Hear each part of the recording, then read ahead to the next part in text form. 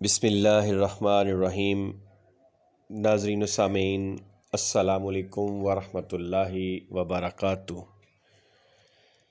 اللہ تعالیٰ کے بابرکت نام سے ہم ابتدا کرتے ہیں جو ہمارے دلوں کے حال بہتر طور پر جانتا ہے۔ اس وقت پاکستان ایک آزمائش کی گھڑی میں ہے، ایک آفت ناگہانی ہے۔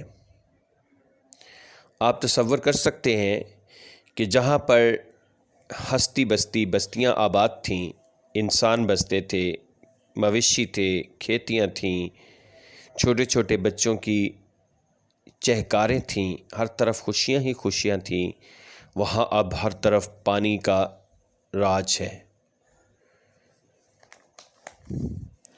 اور دیکھیں کہ اب وہاں پر پانی اور کیچڑ ہے، گارے کا راج ہے۔ لوگ مصیبت میں پھنسے ہوئے ہیں اور بہت سے اپنے بھائیوں کی مدد بھی کر رہے ہیں، اور وہ سیاستدان جو ملک لوٹنے کا لائسنس لینے کے لیے ان بیچارے لوگوں کے پاس ووٹ لینے آتے تھے، وہ سرے سے غائب ہیں۔ چند نام نہاد سیاستدان اپنی سیاست چمکانے کے لیے سرگردہ تو ہیں، مگر آپ سب کو پتہ ہے کہ ان سب کے بینکوں میں، پوری دنیا کے بینکوں میں کروڑوں روپیہ موجود ہے، لیکن وہ ایک پائی بھی نہیں دیں گے، نہ وہاں سے لے کے آئیں گے۔ اور اس میں بہت سی ایسی تنظیمیں بھی ہیں، ایسے لوگ بھی ہیں جن میں الخدمت فاؤنڈیشن ہے، منہاج ویلفیئر فاؤنڈیشن ہے، اسی طرح بہت سی دوسری تنظیمیں ہیں جو اپنی جانوں کی پرواہ کیے بغیر لوگوں کی مدد کر رہے ہیں اور اپنے بھائیوں کے شانہ بشانہ ہیں، ان کو کھانا بہم پہنچا رہے ہیں، ان کو خیمے دے رہے ہیں، ان کو کپڑا وغیرہ دے رہے ہیں، جہاں تک ہو سکتی ہے ان کی مدد کر رہے ہیں۔ سلام ہے ان بہادر لوگوں پر جو یہ عظیم کام کر رہے ہیں، کیونکہ جس نے ایک انسان کی جان بچائی گویا اس نے ساری انسانیت کی جان بچائی۔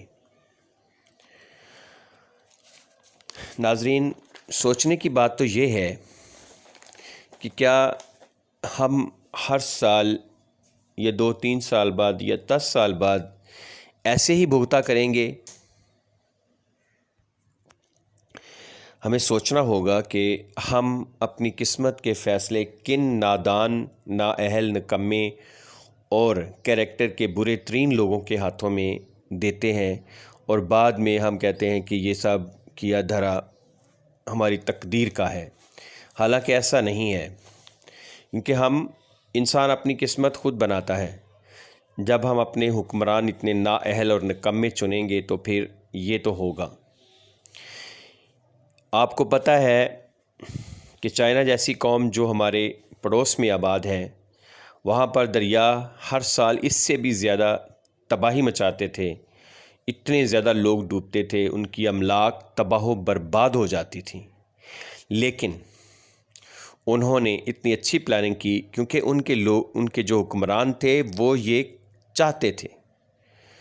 انہوں نے یہ کیا کیا کہ وہ ان سب جہاں دریاؤں کی گزرگاہ تھی ان کو بہت زیادہ گہرا کیا، اور جو اس میں سے مٹی بچی وہ سائیڈوں پہ پھینکی اور وہاں پر سڑکیں بنائیں، اور جو دریا کے اندر چھوٹے بوٹس اور چھوٹے شپ چلائے، اور ان سے ان کی ٹریفک کا مسئلہ بھی حل ہو گیا۔ کیا ہم نہیں کر سکتے تھے؟ کیا ہمارے حکمران جو ہے اتنا کروڑوں اربوں خربوں روپیہ جو باہر سے مالی امداد لی ہے، جو انہوں نے اپنے بینک اکاؤنٹس بھرے ہیں، تو یہ کام یہ کر سکتے تھے؟ اور جو بھی شر پسند تھا، جو ڈیم بنانے کا مخالف تھا، ان کا بھی بندوبست کر سکتے تھے۔ باقی جب مرضی کسی بھی بات پہ لوگوں کو اٹھا کے گھروں سے لے جاتے ہیں، ان پہ تشدد کرتے ہیں، ہر چیز ہے، تو اس کام کے لیے بھی لوگوں پر سختی کی جا سکتی تھی کہ تم ڈیم کیوں نہیں بنانے دے رہے۔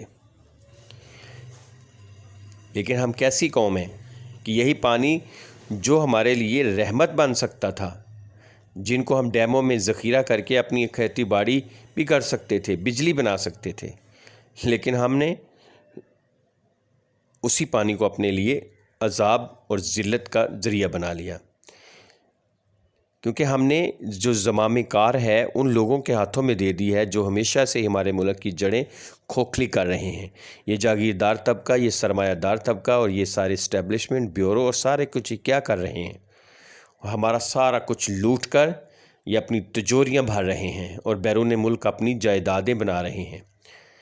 آپ بتائیں کون سا چیف جسٹس ہے، کون سا آرمی چیف ہے جو یہاں پہ رہ رہا ہے؟ سب اپنی جائیدادیں باہر بناتے ہیں اور جب یہاں سے ریٹائر ہو کے وہاں باہر کے ملکوں میں ڈیرے ڈال لیتے ہیں، کیونکہ وہ اس ملک کو اپنے رہنے کے قابل نہیں سمجھتے، صرف لوٹنے کے قابل سمجھا ہوا ہے۔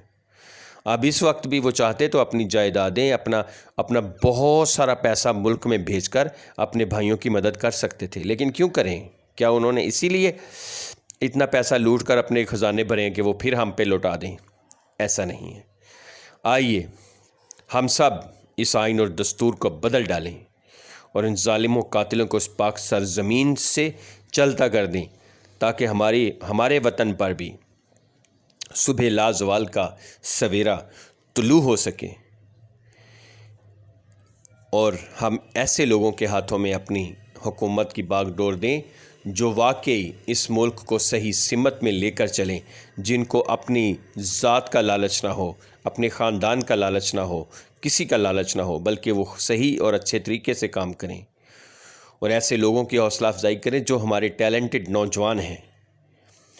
لیکن ان سب باتوں کو ابھی ایک طرف رکھیں، لیکن آئیں سب سے پہلے مصیبت کی اس گھڑی میں اپنے بھائیوں کی مدد کریں اور ان کی بحالی میں معاون بنیں۔